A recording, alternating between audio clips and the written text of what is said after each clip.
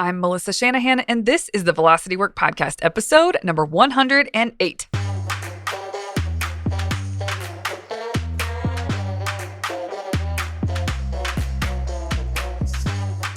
This podcast is for attorneys who are running their own firms. We explore tactics, tools, and stories related to pushing past simply lawyering well and into building a successful firm. Working in your firm and working on your business are two very different things. This podcast focuses on the latter. Okay. Hi. Welcome, everyone, to this week's episode of the Velocity Work Podcast. I have a very special guest for you today. It's my husband, Derek Shanahan. Hi, guys. Hi. So the reason I asked him to be on this podcast is because I watched with him a documentary called Never Give In about Sir Alex Ferguson, who's a legendary football manager. Well, Yeah. Most people listening to this would identify with the word soccer. But yeah, football manager. And the documentary was incredible. I loved it so much. I've actually started watching it a second time to pull out the things that I want to share on this podcast, which will be next episode. But there's this undercurrent of understanding that I didn't have and wouldn't have had if I wasn't sitting next to Derek when I was watching it. And Derek has actually experienced some of the coaching principles. Indirectly, for sure. I've never met Alex Ferguson. No, but one of Derek's greatest coaches that he had as a soccer player, which, by the way, Derek was an amazing soccer player. I would say is an amazing soccer player, but You're old. I was. Yeah. And yeah, Derek played a really high level of soccer. One of his great coaching experiences he had was with Bobby Clark, who played for Sir Alex Ferguson. And so Derek has a pretty deep understanding of everything that Sir Alex Ferguson is sharing when it comes to the coaching element or aspects on the documentary. He's had a flavor of that with coaching because of his coach, Bobby Clark. And so there were times we would pause the documentary. I'm like, what does that mean? Okay, start it again. What does that mean? Okay, start it again. Because they're speaking in a language that I don't fully understand when it comes to soccer. And I'm trying to wrap my head around how he thinks and the principles that he abides by as he coaches. And so as I was preparing to talk about that documentary on the podcast, I was like, okay, wait. So then I started to have a conversation with Derek about just some things that feel important to lay the groundwork on. And as I was talking to him, I was like, there's no way that I can do this on my own. You just need to come on the podcast with me. I'm really surprised you said yes. We both are. So do you want to give a little bit of background about your experience with coaching in soccer? Just to lay a little bit down. So my context with Alex Ferguson is that, like you said, Bobby Clark was his goalkeeper when he sort of started coaching. He was coaching at a club called Aberdeen in Scotland. And he kind of turned that club from rags to riches. And it was sort of where he laid his foundation as what is now arguably one of the world's best football managers ever. He sort of made his name at Manchester United. And he was actually sort of in the middle of his sort of a legendary run as a manager with Manchester United when I went to college. I went to Stanford and played soccer for Bobby Clark. And so we would watch a lot of tape of Manchester United while I was at Stanford. And Bobby and Alex Ferguson actually were still close and talked quite frequently. And so we were sort of indoctrinated with Alex Ferguson's philosophies for that reason. So Bobby, who has since gone on to become one of the best college soccer coaches in the United States, he ran a very similar system to Alex Ferguson. So it's, in some ways, it's sort of like a leadership religion, sort of like a set of principles that there's a very common thread from Alex Ferguson to Bobby Clark. Mm-hmm. Yeah, okay, that was good. So first question I have for you is for everyone listening who might not understand or know, what is the difference or not between a manager and a coach? Yeah, I mean, there's not a big difference. There's just a sort of thing about European soccer in which the head coach, as we would think of that term in the United States, is called a manager. And there's a little bit of a different culture around that when you compare it to like what American kids grow up with as like playing athletics. So even myself, so I grew up playing soccer as a kid, and you always called your coach your coach. And in Europe, there's sort of a different mentality around the manager, especially in the professional leagues. And so it's more distant of a relationship. It's much more professional. They are on the field coaching every day, but they also sort of have a staff of coaches that take a lot of the granularity around the sport itself under their guise. And the manager is sort of the top of the pyramid. I know people who play professional soccer, and I think in a lot of cases, there's actually not a lot of interaction between a football manager and all the players. It's typically more interaction with the captain and less interaction with the rest of the team beyond, yelling at them at halftime and after a match. So I think in a lot of ways it's unique, probably just more the culture of the sport than anything else. I think you and I were talking about this a little bit, and I think for Americans, I think it's probably the closest corollary is probably the NFL, in my opinion, in the sense that, an NFL head football coach has a staff of coaches who all specialize in certain aspects of the sport.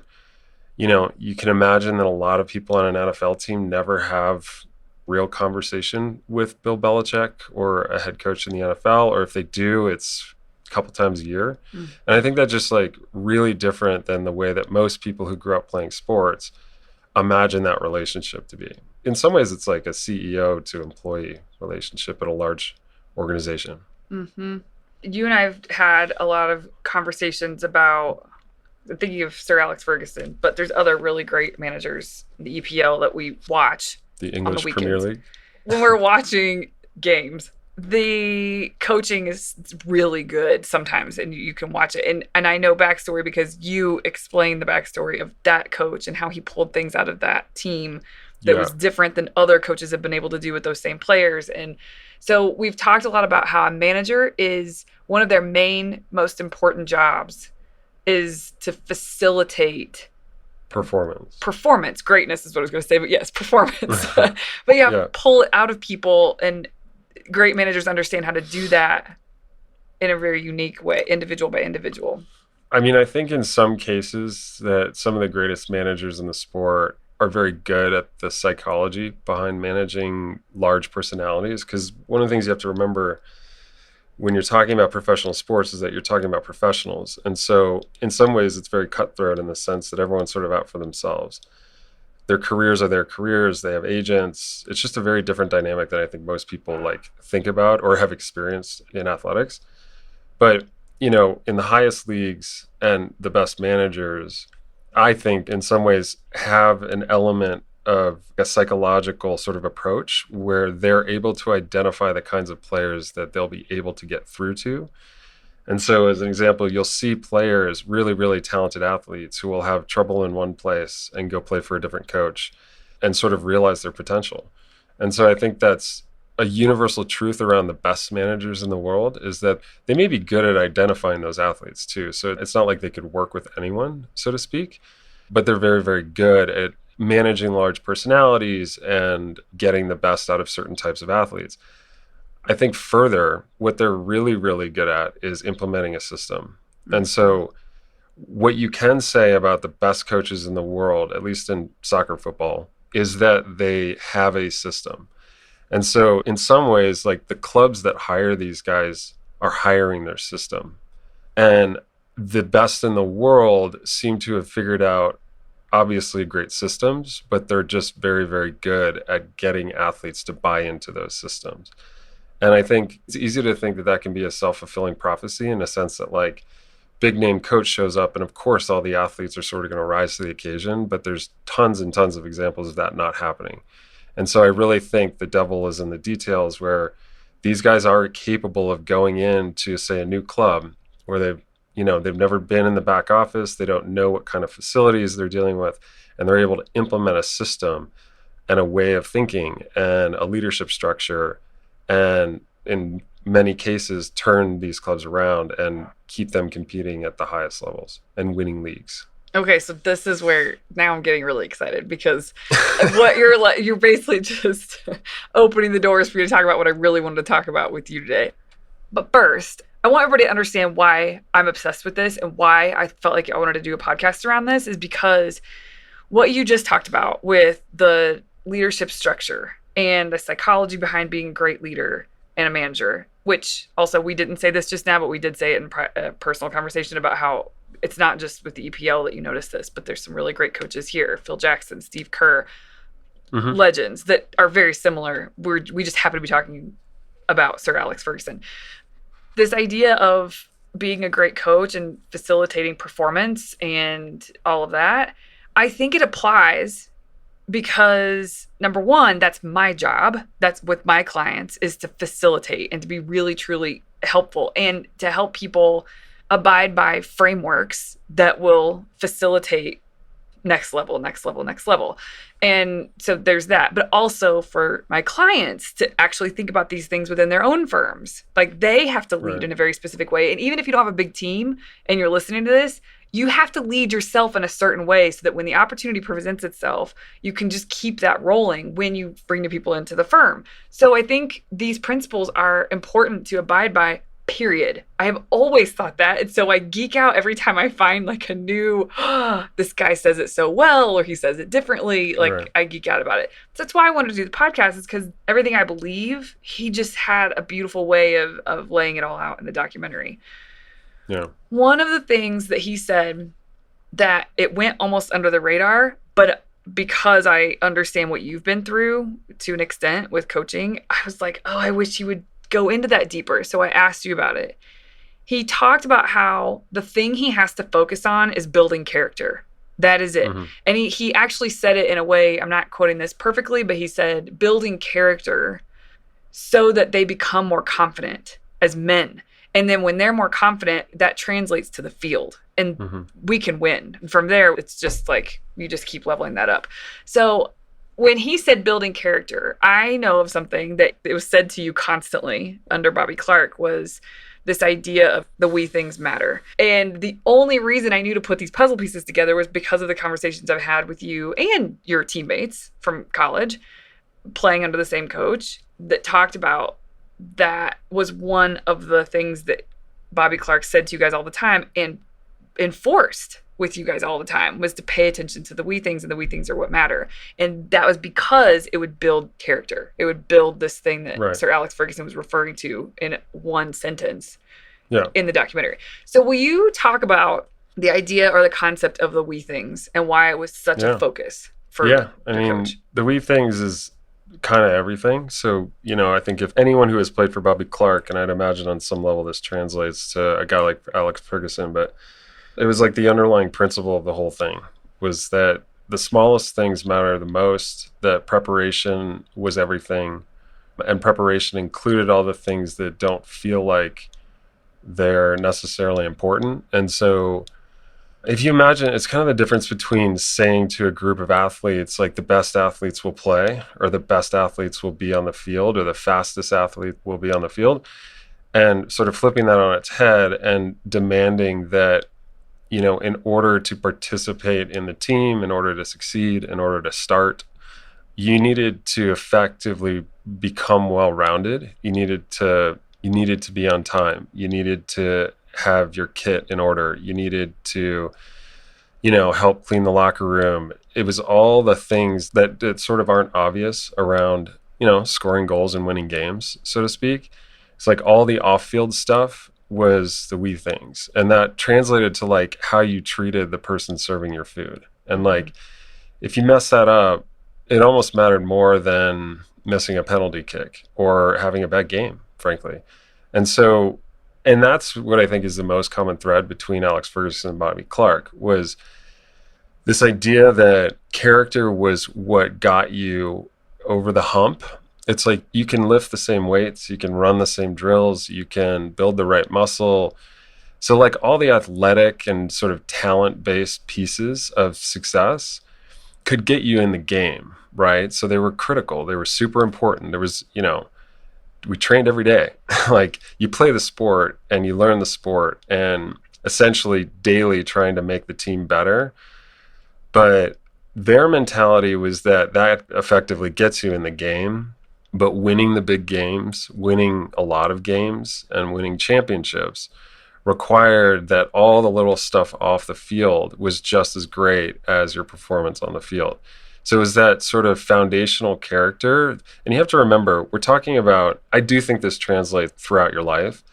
But in particular, when you're talking about athletic coaches, you're often talking about someone who's dealing with people who are probably under the age of 25 years old. They're going through this period of their life where it could go a lot of different ways. Like, you're not necessarily like crushing it on the character front when you're an 18-year-old boy, right? And so I think it's sort of overemphasized in some ways because of how important it was then in that time and place. But it also kind of is exactly what you need as a young adult in order to like keep doing the right things as you grow up. So I think it stays super relevant, but it was sort of the most important thing to the teams that they were successful with. Okay, but one thing. So yes, I don't disagree. I see what you're saying with that time in your life, especially the wee things are heavily emphasized.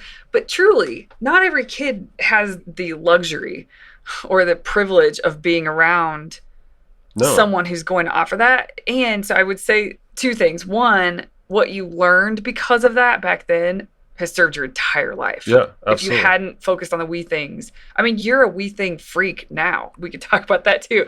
You don't say that a lot, but the way that you operate is that way. Yeah. And so it's served you for years to come. It's like this foundation that's been built that everything else gets built on.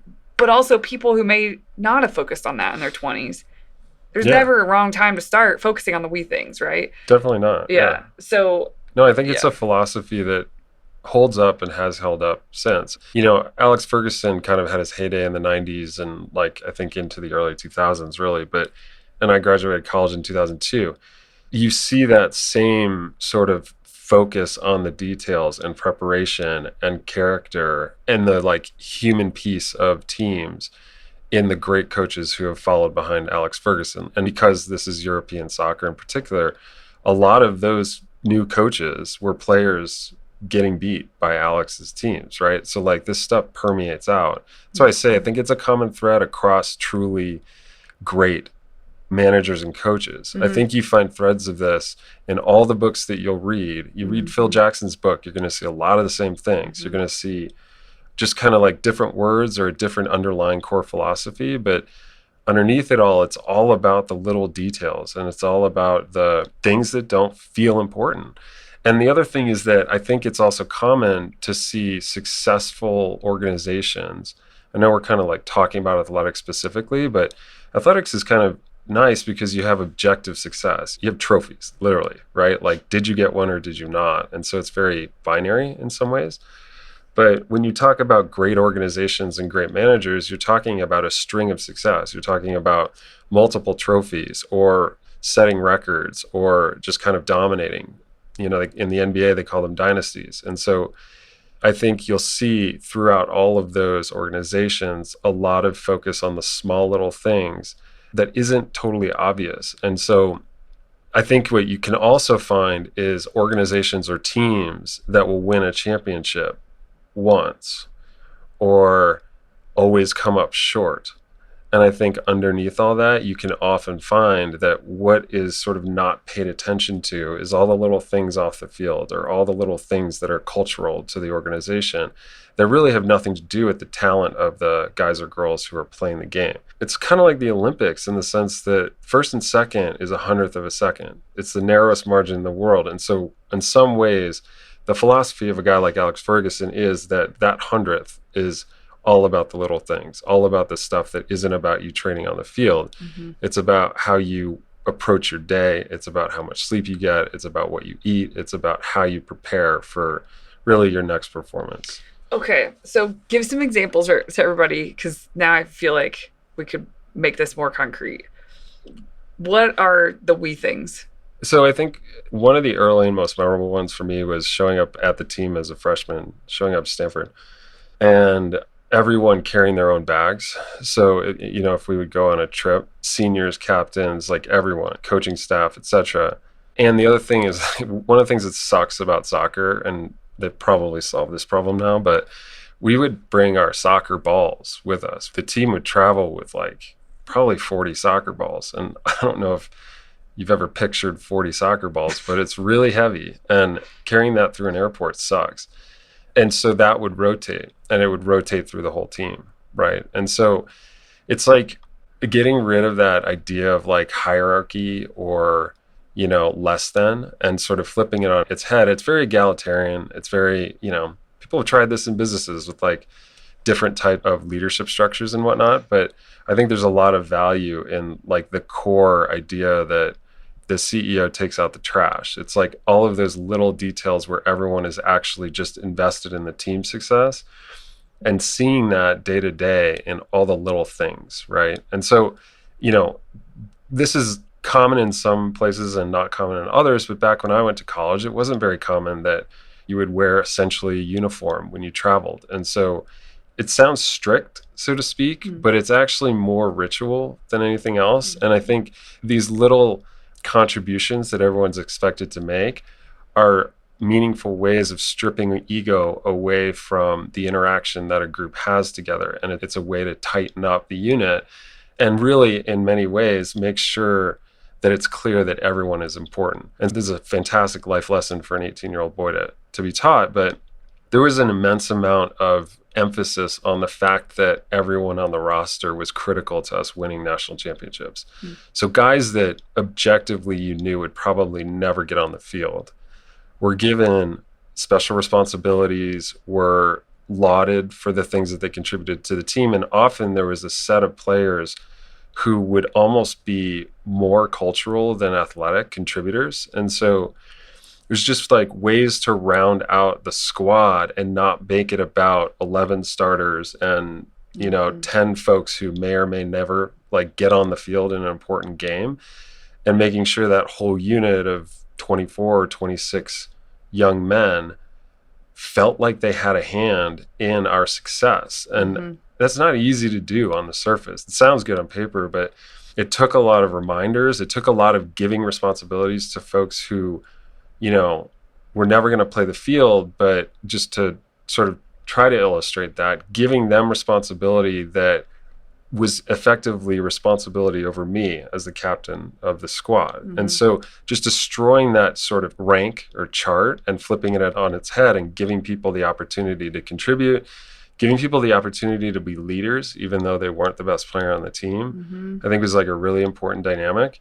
And in many ways, really challenging for people. Like, when you've been a starter for 3 years, you're the captain of the team, you're out there grinding these games away. You get a lot of the attention. And to have team settings or team experiences off the field in which you were second rank, to use kind of a blunt term, it's a challenge for, young athletes. And I think an immensely great lesson, because as soon as we started to hit our stride and kind of see success, you started to believe in all of that.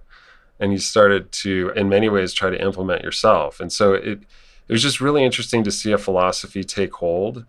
And as you start to feel stronger and stronger as a group, it was like everyone preached it themselves. It was almost like, Bobby no longer had to remind us. It was like if something just went really wrong or someone really effed up, Bobby will come in and sort of correct course. But it was really like the old teach the new, and you're sort of indoctrinated the day you show up at Stanford. And I would argue it probably took 3 years for him to get that inertia behind the core group of athletes. And I came in right behind that. I came in kind of right before, arguably, it probably really solidified.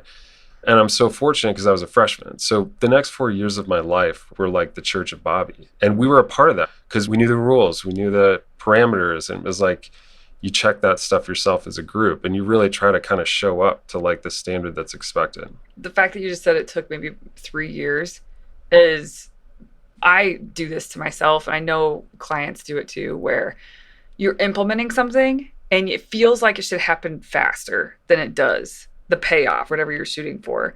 It's hard to have patience when you're implementing a new way of thinking, a new system, or as a coach, even thinking for him within his team. Okay, so for listeners, it'd be you disseminating it within your firm, culturally, just a different way of operating. it's not going to be smooth for a while. It's going to take a bit to hit your stride. So you came in 2 years after he started at Stanford, right? I think so, yeah. So you were the third year. I believe so, yeah. Stanford kind of sucked at soccer before Bobby Clark, right? I mean, yeah, it was effectively an unknown program. If anyone's our age and was a soccer player. Which is like 40-ish. Yeah, 40 I mean, back then the East Coast was really dominating college soccer. The MLS didn't really exist. So, if you were a soccer kid growing up, you paid probably more attention to college soccer. Duke was this great program. I grew up in the Midwest. Indiana was probably the best program in the country. It was all sort of like east of us. And then, UCLA, and that was about it, I think. So Stanford was definitely not on the radar. Stanford's obviously not a large sort of university school. People think it's like Ivy League. So it just very much wasn't on the radar back then. And Bobby went in, and so I think I was his third season, and we went to the national championship and lost to Indiana that year. And it was completely unexpected and that you made it that far. Yeah, I mean nationwide, like very, very unexpected that we would be in the Final Four at all, really. It was just a very East Coast focused sport at that point. And, Bobby had sort of quietly been coaching. He'd been at Dartmouth, and I think just really, frankly, hit his stride at Stanford and brought in a group of guys that I think had nothing to lose on some level. And a big reason that we went to the Final Four that year was our senior class. And so they were 3 years in to believing. And I think the buy-in made a huge difference. They were very talented players, but really on some level we were punching outside of our weight class that year. And however, from there, it set a foundation and sort of an expectation around really the level at which the team should be at. And so from there, we were all bought in. It was like the church of Bobby, like I said. And so most of the seasons, we were ranked number one at some point. And we just had a fantastic run. We were very, very unlucky not to win a national championship, but competing for one every year. Yeah. Okay. So the we thing is going back to that. So carrying your own bags, which other schools didn't have to do that? Yeah, I mean, it's hard to know, right? You don't go to other schools. You aren't at other clubs. That's the other nuance. But you see the guys walking in, probably. Well, yeah, sure. But I think it's more around all the stuff you don't see. So I think that, it's about what your preseason experience looks like and how you're roomed with other athletes. Are seniors allowed to room with seniors, or are seniors given a freshman to kind of indoctrinate into the mentality? It's all this little structure nuance, like who gets to lead runs, who's responsible for what. Because you got to remember, this is 30 people living together. In particular, the way that the sport works is you live together for real for 4 to 8 weeks exclusively as a preseason. And then you kind of kick off the season, and then everyone actually has to go out into their life and go to class and come back to practice every afternoon. And then in some cases travel on the weekends. So it's really about creating that unit that has a culture to it. And it's all the little things. It's literally who's filling the water bottles before practice, who's bringing the balls out to practice, who's making sure that all of our sweaty stuff goes from the locker room to the laundry room, right? You can imagine that's a job that no one wants. Well, and I can imagine that's a job that schools pay people to do. Yeah. And I don't know if Bobby turned down that position, if he didn't want it filled and he was like, no, we got this, or if it was right. I don't know how to deliver it. No, I think the best I can say is that you always had an impression that some of the other programs, I grew up with people who played soccer in college, and I know that these kinds of things did not happen, right? And I know that these kinds of this kind of discipline was not a part of a lot of the people that I know who went and played college and soccer experienced. Yeah. Objectively, I don't think I can say anyone experienced that level of discipline and focus on the details and frankly structure. Yeah. And so no, I don't think it's common at all. And I think even if you take a subset of the quote unquote best programs at the time, the guys that we were competing with to, win championships, I think there's probably one or two in there who really were getting it right and really had something beautiful underneath the hood. And then I know, and I think that a lot of them operated in more of like hierarchical way, more of a way that rewarded, pure athletic talent or prima donnas, or set up a structure where the core starting team was supported like celebrities and the rest of the squad was always sort of like second citizens. And I think that's actually much more common, because if a coach and his staff don't implement something specific, that's the way that ends up looking, right? Like, it's just sort of, that's the Lord of the Flies version of a group who's trying to succeed, is you're going to end up with leadership imbalances, personality conflicts, and, a bit of a hierarchy around who matters the most, unless it's literally deliberately done a different way. So, okay. I'm sure there's hundreds of we things. Like, that's why it was so ingrained in you guys. But I just want to give good examples. Like, one you mentioned was you never leave a hotel room dirty, right? Yeah. Like, yeah, tell me your we things. Of course, around sleeping. Of course, around eating. Well, I mean, that's not an of course when you're talking about a group of folks who live on their own. By the way, they're just getting into college, where people tend to kind of lose control of their personal life. Of course, I'm saying under him, I don't care where you live, he's expecting you to pay attention to those wee things. Correct. Okay. Yeah. So, of course, around caring for your body, so to speak. But there were other ones that I've heard you and Coit's, your teammate, talk about. Well, I think big core ones are stuff like carrying gear and being responsible and contributing to like the group as we navigated like pre-game, post-game life, right? Which is not easy when you're traveling with 36 people and all that. And I think that, the other thing that we always did was charity. And so we would be expected to, in particular, I think we focused on Ronald McDonald House, which is on campus at Stanford. And so it was like those things were expected. They were part of the culture, and you would always be contributing to the community, like however we could. And so everybody did it. Coaches everybody top to bottom. Yeah, absolutely. And which so, isn't true. that extended to things like youth camps and youth programs. And really throughout the year, we would be like looking for ways for the team to actually kind of show up and contribute to Palo Alto. And interestingly enough, Palo Alto has a reputation for being a very, very wealthy community, but there's actually almost half that community, which is actually called East Palo Alto, is one of the poorest communities in California. And so there was like a lot of opportunity to contribute to the local community. And, this is a sort of California suburb where soccer is really the like most popular sport for kids. So today, the way this is carried over for you, and I think about it in my own ways a lot, and I talk to clients about this stuff a lot.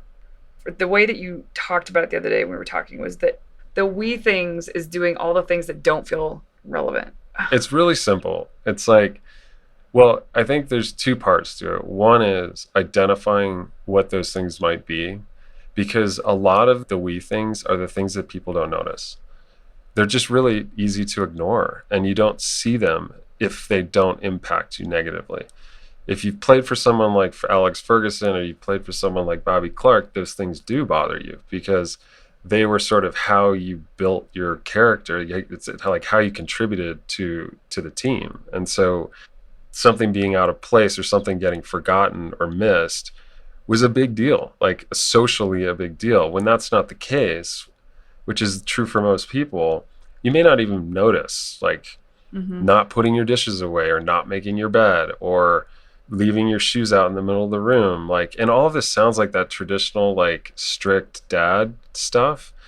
And what's interesting is that it gets a bad rap because it's annoying, and because there's a lot of it, and because it doesn't look like it matters.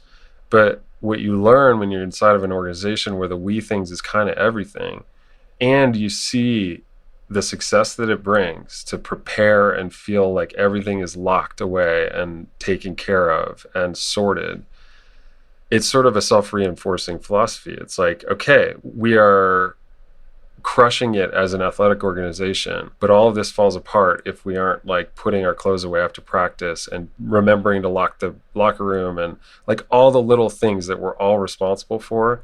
That's what's like getting us forward as a group. And so that's what's translated for me in a lot of ways. And I'm not weirdly disciplined, per se, and I'm not weirdly strict at all. And like, There's certain things but you are about, though. yeah, what I think is important is that it's pretty easy for me to get disciplined because it's sort of a second sense. Like I did it with a group for a long time. It's very easy to remember, like, that once you start doing these things, it's actually just easy to just do them, right? So it becomes a little bit of a reflex. And I think that's like the dream, is if you're thinking about these things and you feel like your house is not in order, or your like office is a mess all the time, or like there's all these wee things that just kind of pile up, you start to realize like after a bit, it'll become second nature. It becomes reflex. It becomes self-reinforcing. It's like really easy to keep doing these things once you start to notice them and just kind of believe that they're important. Mm-hmm. And it's a little bit of a blind belief, but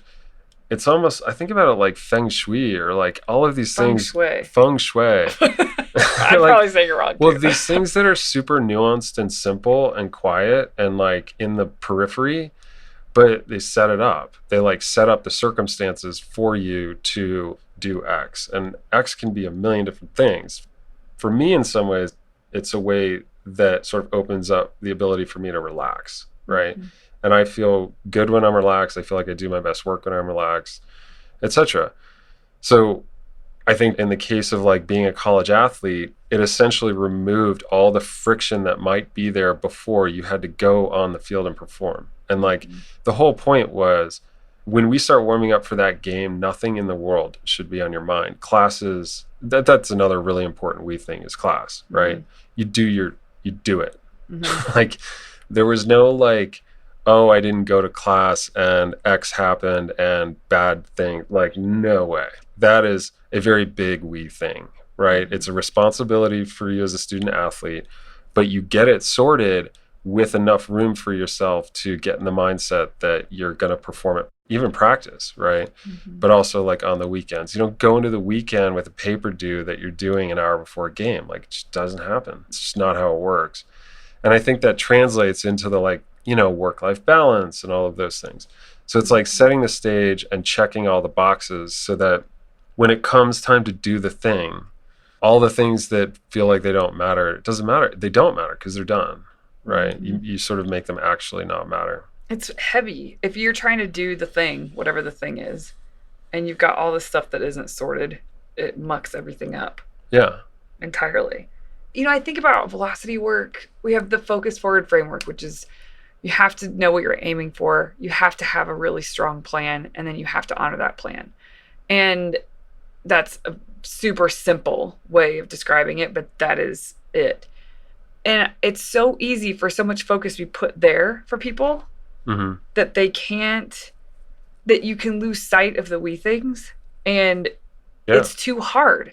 It is too hard to stay with the framework of like aim, plan, honor, for example, or whatever other framework you're trying to do. If you're trying to train for a half marathon, you have a training plan. If you only focus on the training plan and you don't focus on the wee things, then it doesn't go very well. And so actually on the Peloton, Matt Wilpers was talking about, I heard this like in May. He said, what are your success factors? That's what he was calling it. And he was like, what are the things that if you don't do them, it's not going to go well. It's not going to go smoothly as it should go, meaning training. He was talking about training. Right. And so he was talking about sleep, eating a certain way, et cetera, et cetera. And so I added in for the strategic planning workshop. Okay, great. You have this plan. But what are your success factors that have to be paid attention to? And then now this whole thing with the wee things has come back into my face. Yeah. And so now I'm like, this is more what I should call it. I think it feels easier for people to understand the wee things, the things that seem insignificant, the things that seem not relevant to what you're actually trying to do, but it's everything because it creates this base and this foundation for you to play really hard and for you to perform at your best, basically. Yeah. I mean, I think weirdly, in a lot of ways, I think that there's like this lens that's about character that's like, people don't talk about character a lot, especially as you like grow up, but that really, if you're looking at something, you're like, is that a thing? Like, is that a wee thing? It's like, well, does it build character? Like, do you know that you're going to feel good?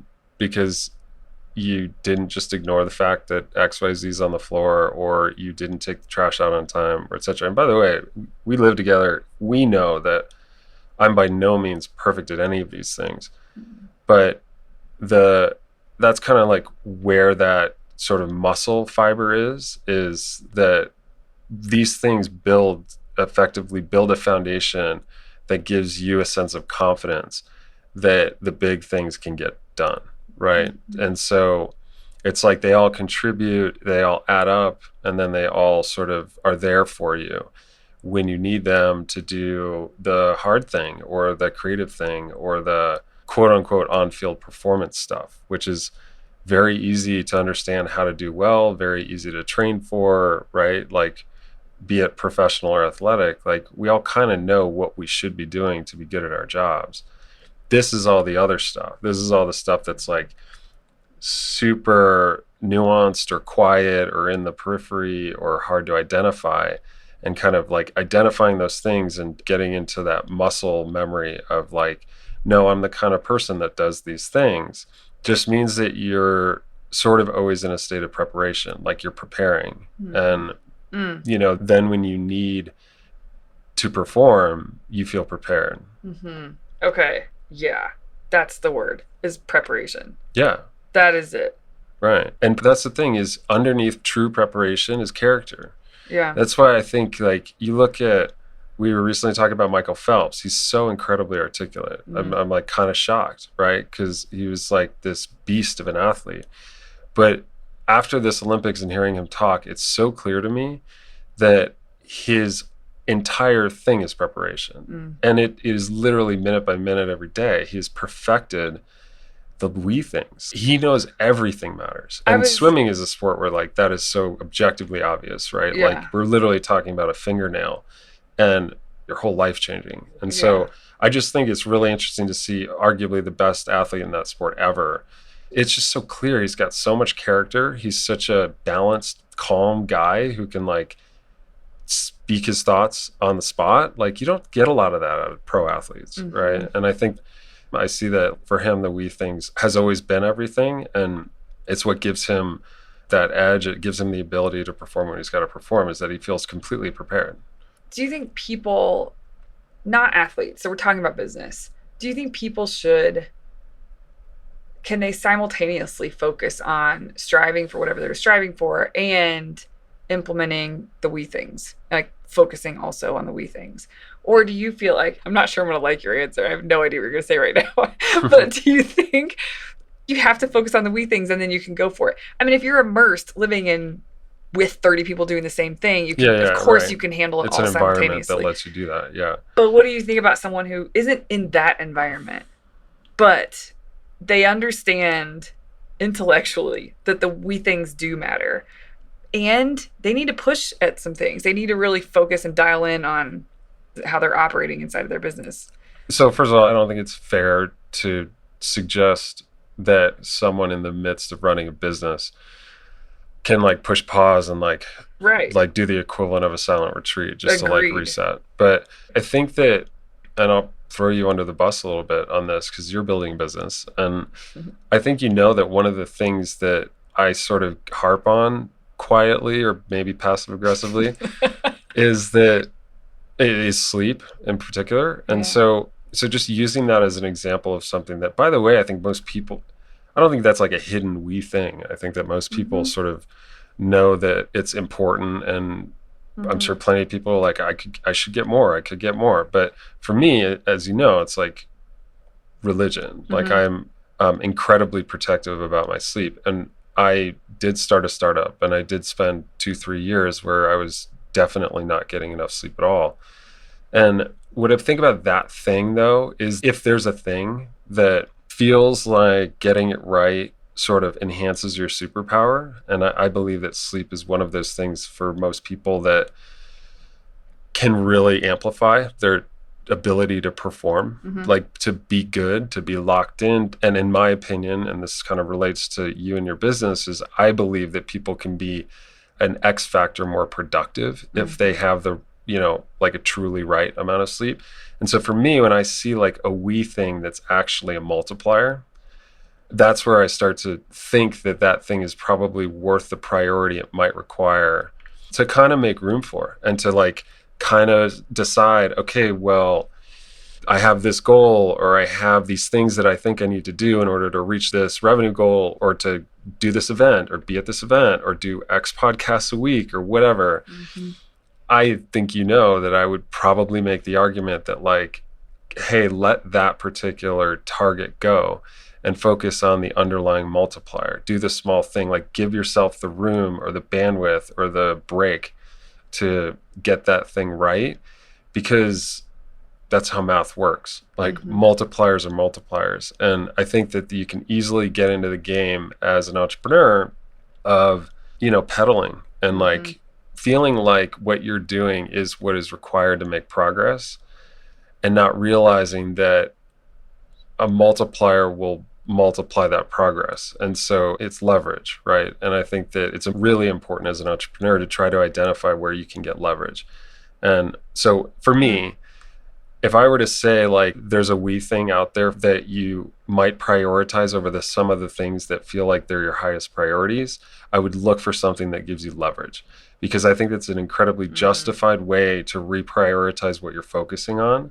And I don't think all we things are those things. I don't think, us putting our toddlers' toys away every single day is a multiplier. I do think that being rested, like truly rested, and we've had this conversation where in my mind, like, a 6-hour workday fully rested versus a 10-hour workday burnt a bit, they're the same thing, literally. And so for me, that's like, okay, well then find that hour, find that 90-minute nap, whatever it looks like, because that's true leverage. And you can like perform, you can get more done, and you can do better work, and that's really hard to see when you're busy and you have a long to-do list and, you feel like you're sort of behind the curve. Okay, so I'm glad you said that. I actually did not know what you were going to say, but I agree with everything you just said about you don't have to stop what you're doing and focus on the wee things and then get back to what you're doing. It doesn't have to be like that. I'm glad because it's not possible. But, okay, so what you just said about the wee things and the multipliers is so good. In this next strategic planning retreat for Mastery Group, I'm going to ask this time, like, what are the wee things you need to pay attention to? And how you know that they're worth paying attention to is think about what are the multipliers? What can give you leverage? That's such a great way of stating that.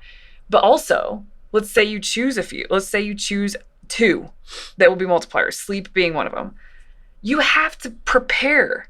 That is part of preparation, but you have to prepare in order for that to go well. And planning, to me, is preparation.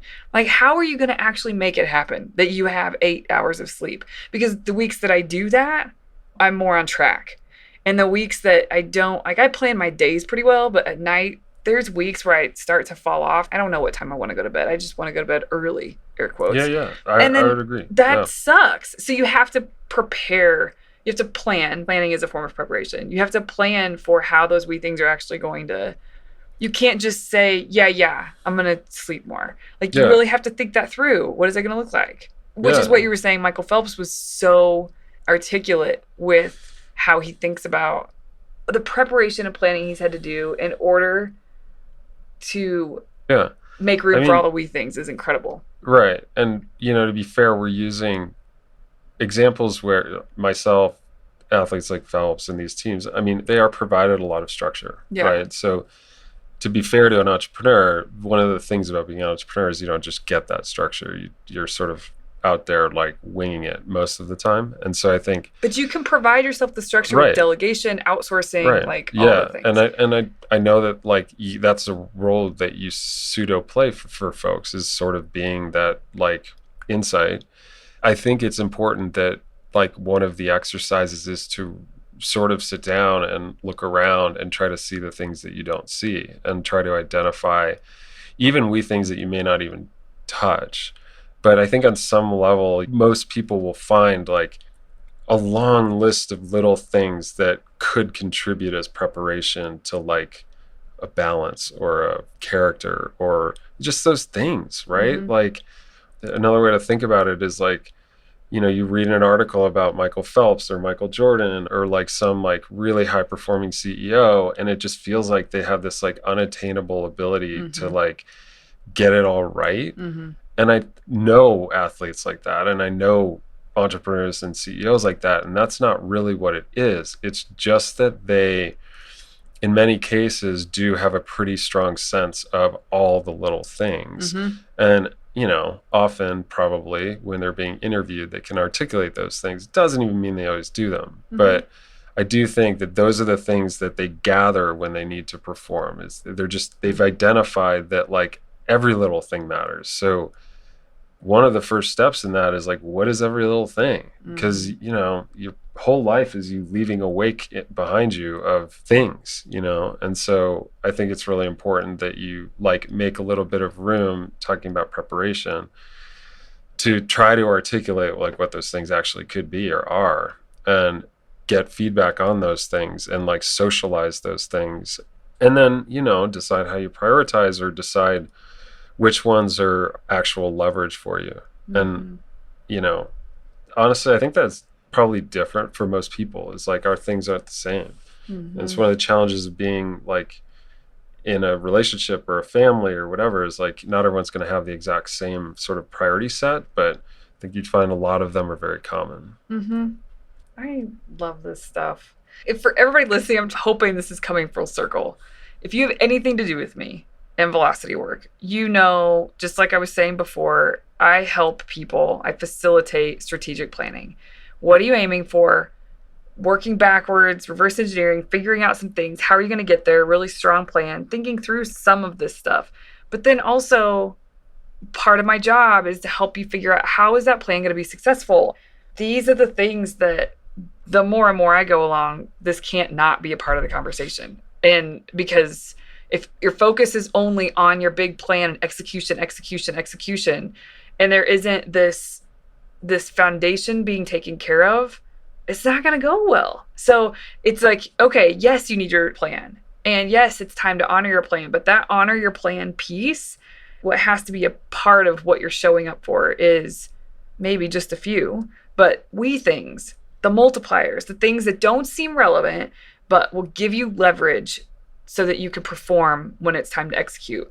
When you can't, if you're going to execute, the best way to execute is not to have to think hard and execute at the same time. That doesn't really work. And so everything you're talking about with the things and all the conversation we've had today, it's like, how can you just set yourself up so that when it's time to perform, that's all you have to do.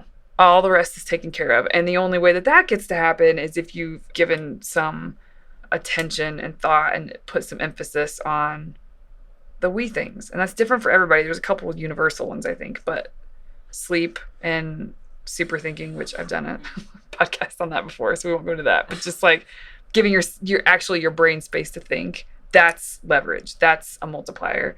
And we don't do that sometimes. I think too, like, I know there's one scene where Alex Ferguson in the documentary is extremely upset after they win a league championship. And that's sort of like on its face doesn't make a ton of sense. Like, they won the league, they beat Rangers. It's a huge accomplishment.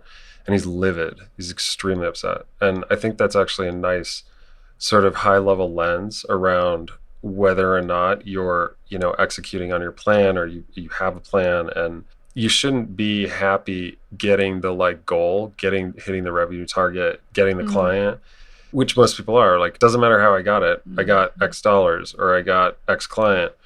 And I think there's something to be learned from, that example of Alex Ferguson. When we were playing for Bobby, we could win 6-0 and still get screamed at the end of the match because, we showed up sluggish, or we didn't prepare before the game. Or another good example is, or one of us like told the ref off, like, not okay. Right. And so that's a good barometer, is like, put yourself into the mindset where like the end result is only a positive thing if the plan was actually what like got you there, or the plan was executed on the way that it should have been. So it's like the process matters so much more than each individual result, because you're not going for one individual result. You're going for like a season-long result or a lifetime-long result. And like the process is 99.9% of it. There's a quote that I feel like this just fits Alex Ferguson, that the most successful people on the planet are always reaching for the next rung on the ladder. but they know it's not about the next rung. It's about the stretch. And because that's where they focus, they get the rung. Right, and the rungs don't matter. No, it's just up and up and up because Yeah. they're focused on the reach, the stretch. Right. Yeah. Thanks. Yeah. Thanks for doing this. This is funny. This is weird. But for those who can't see us, we're sitting like a foot away from each other. Yeah, like talking into one mic. But yeah, I think this is helpful because next week I'm going to give specific quotes that I took away from the documentary. I highly recommend that documentary for everyone. It's just so good. And I wanted to lay a little bit of groundwork before I just hopped in and did that episode. And I have such good conversations with you about this kind of stuff.